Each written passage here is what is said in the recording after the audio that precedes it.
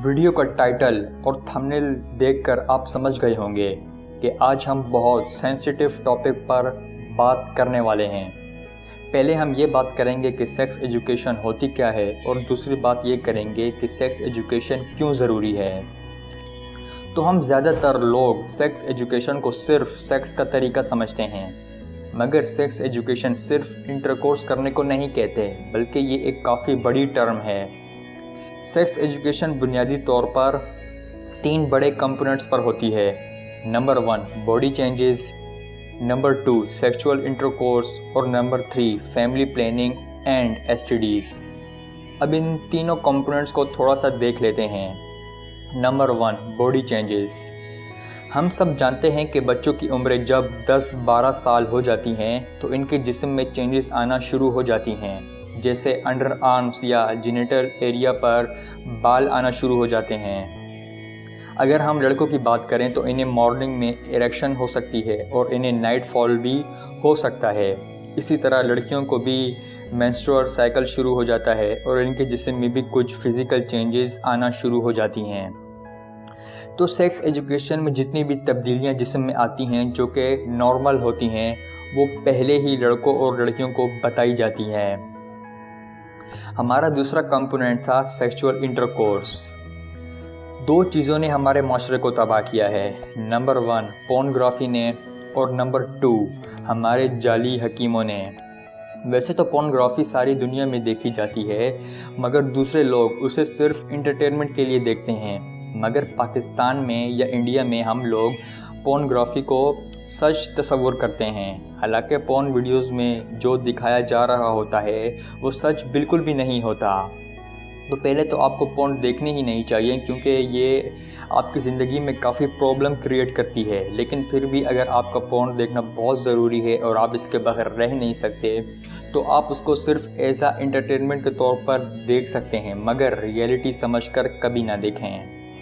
और दूसरी बात, ये जो हमारे अनक्वालिफाइड और जाली हकीम होते हैं, ये ख़ुद जानबूझकर गलत बातें फैलाते हैं लोगों में, ताकि ये अपने तेल और पाउडर बेच सकें। और हमारे लोग भी डॉक्टर से ज़्यादा अहमियत इन अनक्वालिफाइड और जाली हकीमों को देते हैं। मेरे एक दोस्त की कुछ दिन पहले शादी हुई है और शादी से कुछ दिन पहले इसने मुझे बताया कि उसकी शादी होने वाली थी, तो कुछ लोगों ने उसको आकर मशवरा दिया कि तुम्हारी तो शादी होने वाली है, तो तुम किसी हकीम के पास एक चक्कर लगा लो ताकि शादी के बाद कोई मसला ना हो। तो लड़कों को ख़ास तौर पर शादी से बहुत डराया जाता है और इन्हें बहुत ज़्यादा नर्वस किया जाता है। तो सेक्स एजुकेशन में ये सब कुछ पहले ही बता दिया जाता है। हमारा तीसरा कंपोनेंट था फैमिली प्लानिंग एंड एसटीडीज़। पहले फैमिली प्लानिंग की बात करते हैं और फिर मैं आपको बताऊंगा कि एसटीडीज़ क्या होता है। हमारे मोहल्ले में एक लड़का है जो कि अच्छा खासा पढ़ा लिखा है और एक अच्छे इदारे से वाबस्ता भी है। तो कुछ दिन पहले मैं इससे बात कर रहा था और बातों में ही फैमिली प्लानिंग का जिक्र आया। तो वो लड़का कहता है कि फैमिली प्लानिंग तो इस्लाम में हराम है। तो मैंने उससे हैरान होकर पूछा कि क्यों हराम है। तो वो कहता है कि फैमिली प्लानिंग का मतलब है बच्चे सिर्फ 2 होने चाहिए, जबकि इस्लाम कहता है कि बच्चे ज़्यादा पैदा करो, तो इसलिए ये हराम है। तो मैंने उससे कहा कि अपने मोबाइल पर फैमिली प्लानिंग की डिफिनेशन सर्च करना WHO की, और इस डिफिनेशन में अगर कहीं लिखा हो कि बच्चे सिर्फ 2 होने चाहिए तो मुझे बता देना, मैं भी फैमिली प्लानिंग को हराम समझूंगा। तो ये आप भी चेक कर सकते हैं। फैमिली प्लानिंग की डिफिनेशन में कहीं ये नहीं लिखा कि बच्चे सिर्फ 2 होने चाहिए। हाँ, मैंने सुना है कुछ ममालिक में सिर्फ 2 बच्चे पैदा करने की इजाज़त होती है। अब मुझे पता नहीं है कि ये बात कितनी दुरुस्त है, मगर अगर ऐसा है भी तो ये उन ममालिक की पॉपुलेशन को कंट्रोल करने के लिए अपनी पॉलिसी होगी। अलबत्ता WHO ने कभी नहीं कहा कि बच्चे सिर्फ 2 ही होने चाहिए। अब एसटीडीज़ क्या होता है? एसटीडीज़ मतलब सेक्सुअल ट्रांसमिटेड डिजीज़।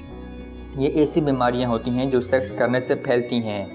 तो कुछ कपल अनजाने में एक दूसरे को इन्फेक्टेड कर देते हैं। तो सेक्स एजुकेशन इस बारे में भी इंफॉर्मेशन देती है कि अगर आपको कोई ऐसी बीमारी है जो सेक्स करने से फैलती है तो फिर आपको केयरफुल रहना पड़ेगा, कहीं ऐसा ना हो कि वो बीमारी आप अपने पार्टनर को लगवा लें। तो मैं उम्मीद करता हूँ कि मैं आपको अच्छे से समझा पाया हूँगा कि सेक्स एजुकेशन क्या होती है। اب بات کرتے ہیں کہ یہ ہمارے معاشرے میں کیوں ضروری ہے۔ پہلی بات، اگر سیکس ایجوکیشن ہمارے معاشرے میں عام ہو گئی تو میں پورے یقین سے کہہ سکتا ہوں کہ ان کوالیفائڈ اور جعلی حکیموں کی دکانیں بند ہو جائیں گی، کیونکہ سیکس ایجوکیشن والدین تو دیتے نہیں اور نہ ہی اسکولوں میں یا کالجز میں اس بارے میں بات کی جاتی ہے۔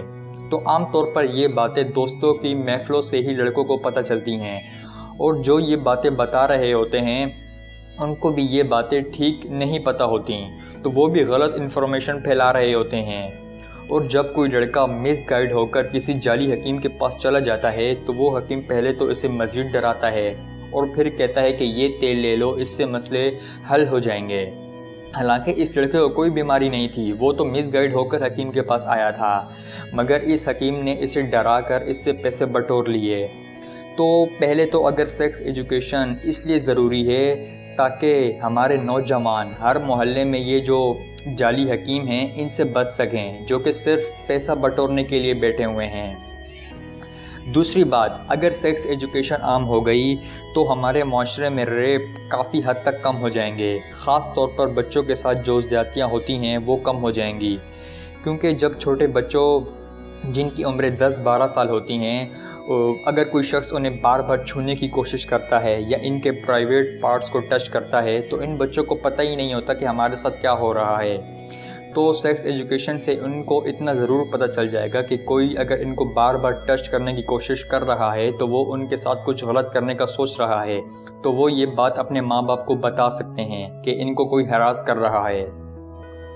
تیسری بات، سیکس چونکہ ایک ہیومن نیڈ ہے تو اکثر کپل صرف اپنی نیڈ پورے کرنے کے لیے سیکس کرتے ہیں اور عورت پریگننٹ ہو جاتی ہے، حالانکہ وہ پریگننسی نہیں چاہتے تھے مگر ان کے پاس انفارمیشن نہیں تھی، اور ایک بار جب عورت پریگننٹ ہو جائے تو ابورشن کی طرف بھی نہیں جایا جا سکتا کیونکہ وہ ایک قتل ہے، تو پھر کپل کو مجبوری میں وسائل نہ ہونے کے باوجود بھی وہ بچہ پالنا پڑتا ہے، تو اسے ان وانٹڈ پریگننسی کہتے ہیں۔ تو سیکس ایجوکیشن سے ان وانٹڈ پریگننسی بھی ختم ہو جائیں گی۔